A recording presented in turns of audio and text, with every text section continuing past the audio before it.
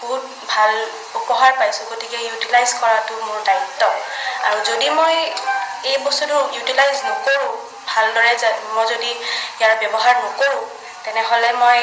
আল্লাহ পাককে অৱজ্ঞা কৰা হ'ব বুলি মই ভাবোঁ এতিয়া বেলেগৰ কি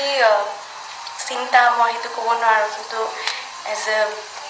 হিউমেন বিং আৰু as a singer as an artist বা আল্লাহৰ এজন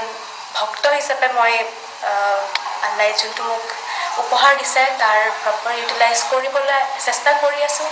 আৰু যিহেতু ৰাইজে মোক ইমান মৰম আশীৰ্বাদ দোৱা দিছে গতিকে তেখেতসকলৰ ভালৰ কাৰণেই মই কৰি আছোঁ মই নিজৰ কাৰণে গান কেতিয়াও গোৱা নাই অসমবাসী ৰাইজৰ কাৰণে ভাৰতবাসীৰ ৰাইজৰ কাৰণে মই গাইছোঁ গতিকে তেখেতসকলৰ এইখিনি কথা শুনি আজি মই বহুত দুখিত হৈছোঁ আৰু খুব বেয়া লাগি আছে ন' ডাউট ইয়াৰ আগতেও বহুতখিনি কথা শুনিছোঁ মই মোৰ ফেমিলি মেম্বাৰে হওক বা বিশ্বনাথ চাৰিআলিৰ কিছুমান মানুহে হওক মই যেতিয়া আইডলত আছিলোঁ তেতিয়াও তেখেতসকলে মোক ভোট নকৰিবৰ কাৰণে ইয়াতে মানুহক কিছুমান কথা কৈছিলে যে নাহিদক ভোট নকৰিব